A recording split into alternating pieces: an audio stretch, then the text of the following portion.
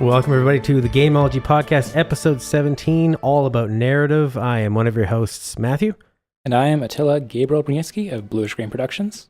And Gabriel was interested, and he was saying before the show, you were thinking, what exactly is, such an open form. You said it was nebulous, and what does that mean? And I was thinking about it. Narrative to me is the story in the simplest terms, but it's character. There's environmental storytelling. Mm-hmm. Yeah. And a lot of times, and I think this is what video games do best, is the narrative that comes from the actual gameplay. I mean, if to use sports as an example, when two teams meet and play a best of seven playoff, the stories will emerge from that. And no one's telling you the story. There's just actions that are happening on the field. And I mean, you see things like that. Obviously in sports games, in a game like XCOM is going to have actions that are happening that are telling your story.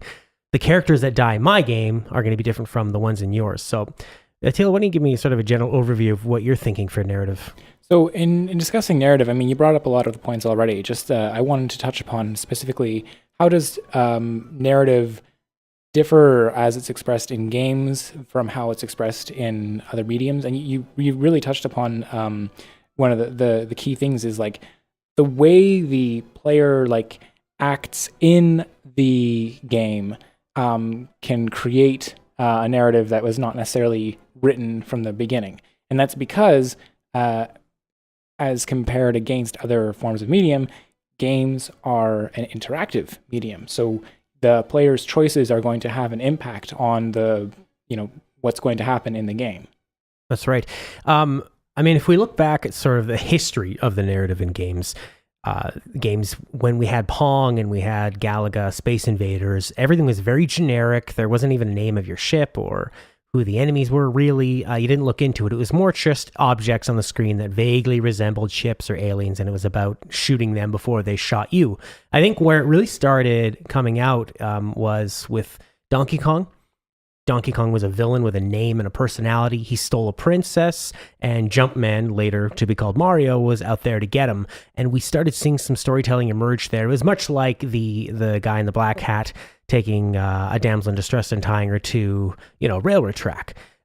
We started seeing... It was based off Popeye, you know that, right? Oh, okay. Well, yeah, that makes a lot of sense. And as we evolved from there to have Mario...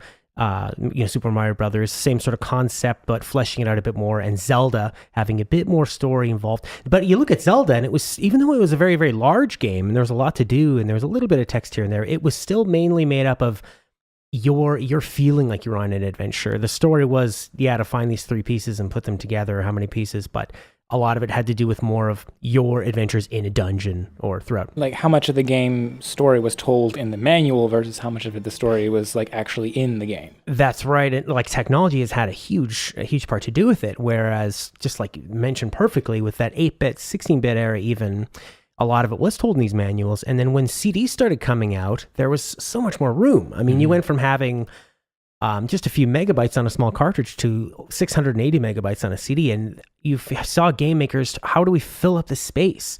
And we started seeing a lot more cutscenes. We saw actors. We saw... glorious FMVs. Oh my God, that small, like 240p window. Full motion video for the uninitiated. Yeah, and that's... it was impressive in a way at the time. It was really clunkily done. I found it worked really well with like anime. Could they have just gotten some better actors maybe? That would have solved a lot of the problems. You see a lot of that in games sometimes where it feels like, who's going to do the music for this game? Bill, he plays a bit of guitar when he's not coding games. And that seems like who became the actors for this kind of stuff. Pretty much.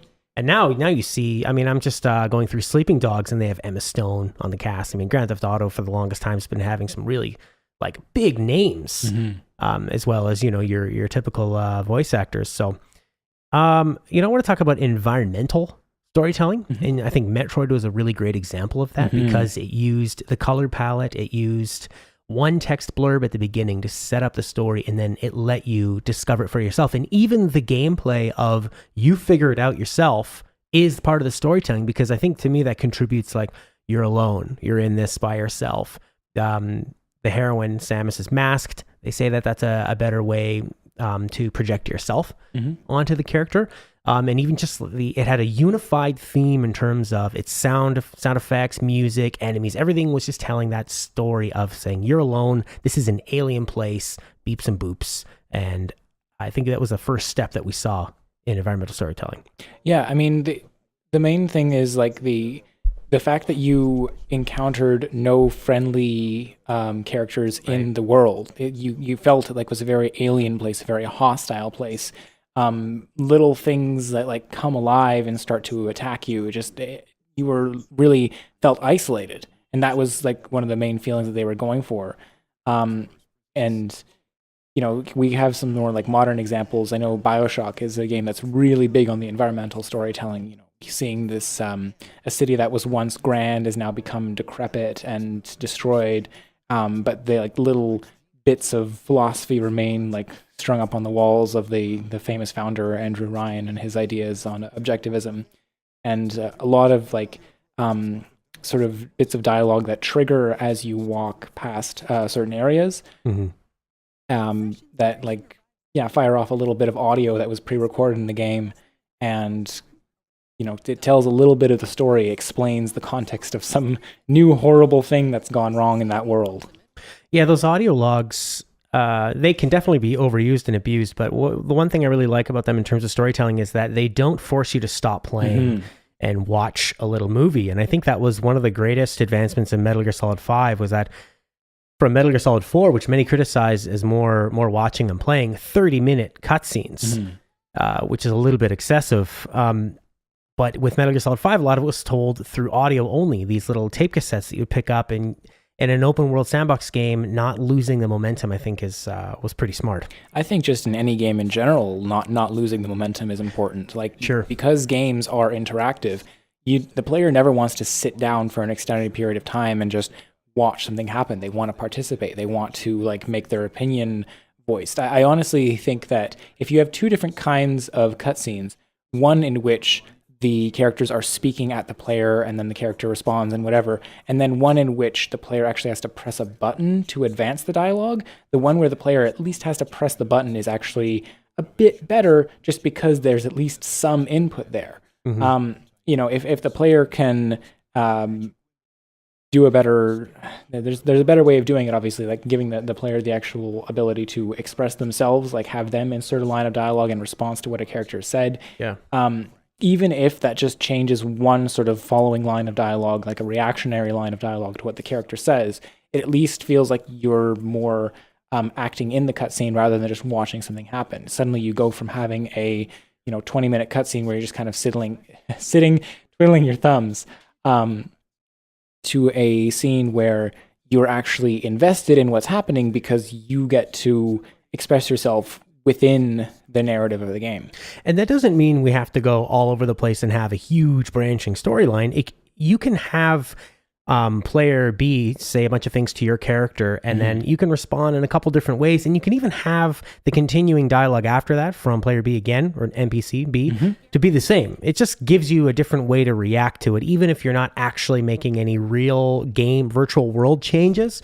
Just choosing how your character would react. A lot of the Nintendo games are doing that nowadays. Like, I'm just playing through Skyward Sword, and you're having this instance of like you'll get into a conversation with a character, and then you have like one of two or three dialogue options, and it has absolutely no bearing on the gameplay, but it does like it makes you feel like, well, at least that's what I would have said in this circumstance. You get to feel like you expressed yourself, and the more that the game sort of reacts to the player's choices, the more that the player feels that they're invested in the narrative.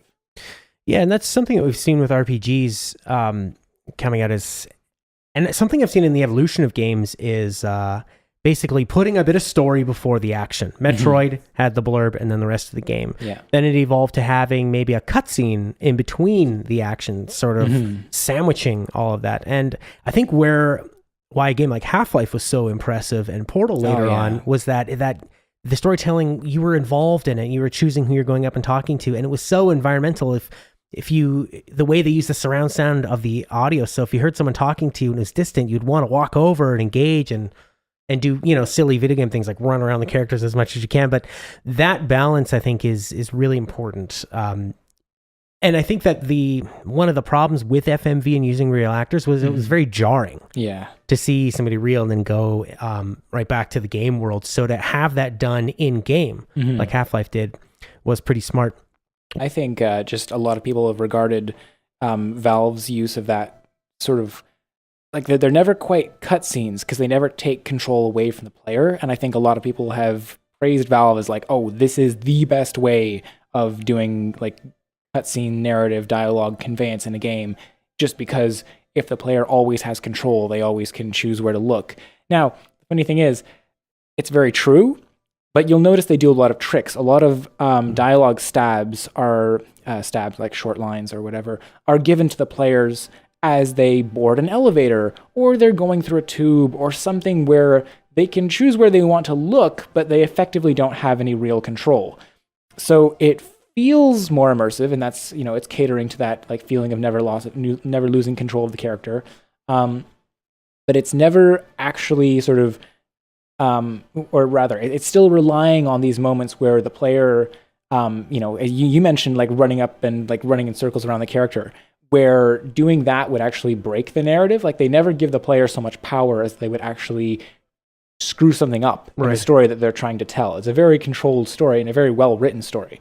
So I think that Valve has done a fantastic job at finding a solution to like sort of giving players the ability to remain in control of their characters. But I think we're going to see some interesting evolutions of that as time goes forward and technology becomes more powerful. Yeah, we started seeing that. Uncharted has always done a really good job of having this sort of banter in between of what's going on. And we saw some, Naughty Dog are the king and queens of having 30 times more animations and lines of dialogue than anybody could really sink the kind of money and budget into, so that, they'll have 50 reload animations to make sure it doesn't get old. And when you're driving around in a Jeep in Uncharted 4, you have to build in that if the character just stops and someone's telling a story and you like get into a gunfight or something, you need to have an exit out of that vocal stab or out of that vocal banter so it doesn't sound ridiculous. So they're not being like, and then my mom was telling me as they're shooting guys in the head with a machine gun, and then have that pickup of like, oh, where were we? And stuff like that. You don't want to break the immersion of it. Yeah, I think that it's actually something that is going to be quite natural, because just as narrative has like rising moments of interest and lulls, so does the action in your game. And if you can get those kind of like peaks and valleys to overlap, where you have a lull in action but a rise in story, then you can fill the sort of quieter moments of your game with these more like intensely narrative moments, then give the narrative a rest a bit, let the action or control come back to the player, and that way you always keep the player engaged in a different way, but you're never exhausting the player with action, you're never binding them in place and for like half an hour with a story. Yeah, we saw that a lot, actually in the latest Uncharted, and also Naughty Dog, I think, really nailed that with The Last of Us, where it would be, the action was really tense and dark, and it was always in buildings, and it was against these zombies, and then in between that, it would be walking outside, it would be green, it was lush, and you allowed that banter as you slowly, made your way along. Even some simple puzzles that you're like solving with Ellie, and you're just having an idle conversation with her, while you're doing something that doesn't require all of your mental focus. So you can still like hear the characters converse while you're walking around and accomplishing things. You can still move from point A to point B and accomplish things while the story is taking place. It's just sorry, keep cutting you off. It's specifically like the gunfights that would actually bring the conversation to a screeching halt, and that's why you try to structure around that. Yeah, it's basically virtual bonding. It's taking a task, like you said, it's helping Ellie climb something with a ladder. It's not a puzzle that makes you sit down, get frustrated, and look up a walkthrough. It's just sort of that brainless step, but it's a good time to put in the banter because the players have to be close together. It's a bit of a magic act. You don't want to let people sort of in on the secret enough. Then we have Telltale Games. And they really stormed in with The Walking Dead Season 1. Everybody was going crazy for all of this choice. And then in the end, it was revealed that it was much more of a diamond pattern, where it was a lot of choice leading out to the middle, but you're going to start and end in the same place. And some of these choices were very black and white, or if not black and white, very obvious. It was like, do you want to save this person's life or save this person's life? And that was as much as they could do. And I think we'd like to see that be a bit more refined. I know personally, that was a great one because it wasn't a necessarily good or bad one. I think that is perfect. You want to have that gray area. I mean, I think we saw with Mass Effect, it got a little tiring to be automatically a Paragon or automatically a Renegade. And what constricted that even more was that the experience points were based on how extreme you were one or the other ways. So you were being punished by not being extreme right or left wing, which I think is a bit of a problem. It's okay to have good options and evil options, but in the end, no one really thinks they're evil. And that's what makes the best villains are people that seem justified. Yeah, I mean, and that, or you don't mind acting evil in the context of a game, or you don't, even if you would naturally be inclined to do the more quote unquote evil thing, you just don't do that in the course of the game because you want the good reward or whatever. I think very rarely do people actually behave, according to their true nature when the game or someone else is judging them. Right. And I mean, you can kind of act on your own. Maybe you're going by your true nature, or you just want to role play. You've designed a character and you're like, this is what Thomas Edison would do. Like you would do often in a Dungeons and Dragons type game. For sure. Around 2008, now that we're talking about some more modern games, sure, this is the first year that video games surpassed the film industry in total revenue. And I was looking at the games that came out that year, and it was GTA 4, Fallout 3, Dead Space, Metal Gear Solid 4, Fable 2, a WoW expansion, even Resistance 2, which is a very story-heavy shooter, as compared to, say, Killzone or Call of Duty, and Braid. Now, Braid is a very retro-ish in that it's a 2D platformer, but it has a lot of deep story elements, big twists, a grand ending that we didn't really see in older platformers. And I thought that was very telling that these huge story-based games were maybe what we're bringing people into it. I think I see video games evolve in a way where when they first come out, it's just for kids, maybe. And then as it grows up and you start having voice acting, you start telling real stories, I think it brings more people in. And as narrative is more gripping and more accessible to people that aren't maybe familiar with D&D and using your imagination, I think that's what's going to continue to bring more people in. Yeah, I think that the scope of the narratives that we're going to be able to convey in games are going to continue to become more and more elaborate. But at the same time, that doesn't mean that they should always be more and more elaborate. You have to always consider that just because you're finally able to get a professional writer on staff, again, the player never wants to be stuck in one place for such an extended period of time. I think one of the greatest things I saw Dark Souls do is that it's a game that when you talk to the average non-playable character in a game, they tend to have one bit of dialogue that's probably kind of tutorial-esque, like in Pokemon games. You walk up to someone that's in the first town and they tell you, oh, throw Pokeballs at Pokemon to catch them. And then, okay, that's useful information to the player, but how often would you go up to a real human being and they would just tell you how to do something? It's not very realistic. They feel like employees of the game. Yeah, exactly. And then what Dark Souls does in contrast to that is when you talk to a character, they'll say something. They'll usually precede it with a laugh because Dark Souls. And they have this one line of dialogue and then you can stop right there. You can walk away from them, whatever. Or you can keep talking to them. You can initiate an actual conversation with this, whoever the character happens to be. And sometimes talking to people multiple times gives them they'll actually say, oh, I'm actually a vendor. You want to buy something? Or right. They'll give you an item or give you a quest. Or, maybe you can screw things up and make them hostile towards you.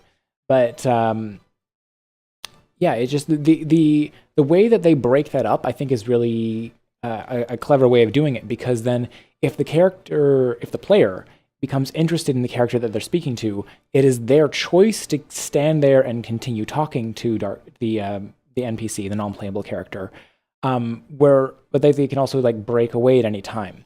And I think the other thing that they do really well is in these conversations, line by line, you can press a button to skip through them. So if you accidentally trip the line of dialogue you've already heard, there's only a finite number of things that this character can say. If they start looping back on something they've already said, you can just skip past it. So So that is just another big concept, right? In a lot of games, it's not only how is the narrative conveyed, but do you give the player the option to skip the narrative? Right, because in a way they're almost like signposts, and the signpost is always going to be there with that information.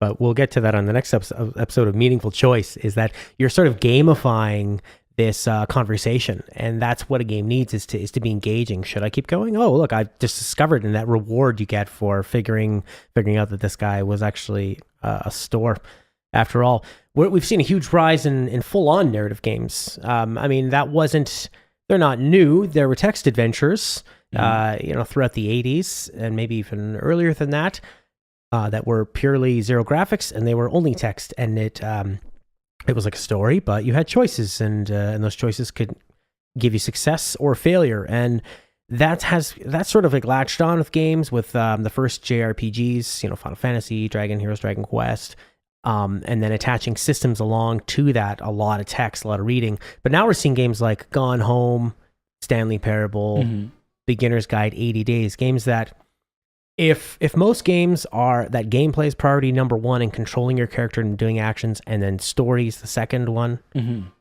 whether that's environmental storytelling, whatever, these games I would say are above that, where the story is what people are going to the game for, and they'll forgive maybe poor control. A game like The Walking Dead, in terms of actual gameplay mechanics, I would say is obviously secondary to the narrative. So, and it looks like that's growing and continuing, and I've had some of my best experiences with a game like Firewatch, which is all about the story and how you interact with it, a lot of walking around, a lot of enjoying the vibe and the environment of it, and choosing different conversation choices along the way that you go.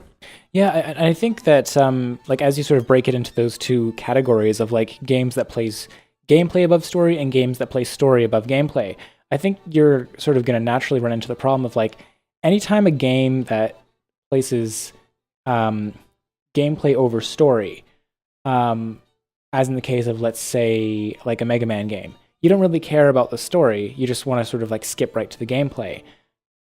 But if players just all want to skip like every bit of dialogue that ever happens, then they're going through the whole story without context. So it becomes a real battle to draw in the player's interest to the point where it's like, no, like, here's your motivation. This is why you're doing this. And it's like, we get that the game is fun. We get that they want to play the game for the sake of playing it.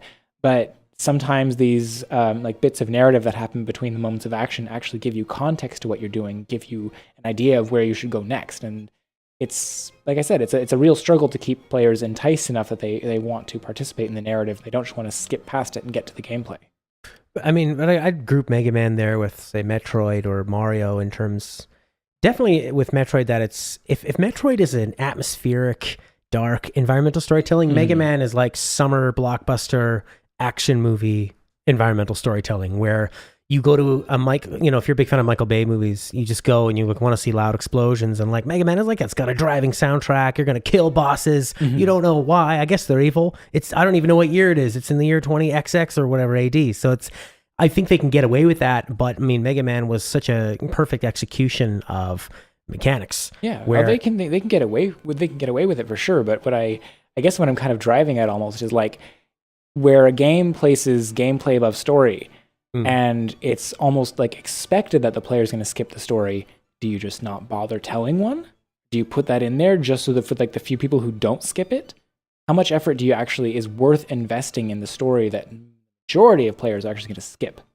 I'd say if you've played any of the later Mega Man games that get a little crazy with the storytelling, constant stopping and text boxes up, I would say you'd want to err on the side of just very little, just as much as Mario had motivation that the princess was in the next castle. So keep going. That's about all you really need. And in that sense, I totally agree. Like you can always err on the side of caution if you want to include some dialogue, keep it to like a couple lines at minimum.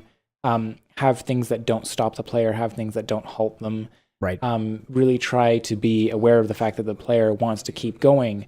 And even if you have some moments of like relatively simple gameplay that occur while characters are speaking like to the main character, that can also be a way to just sort of keep things moving, because then at the very least, the player is given some motivation beyond, like I said, beyond just the sort of bare minimum of, it's great that you want to play the game and all, but have some actual reason for doing so.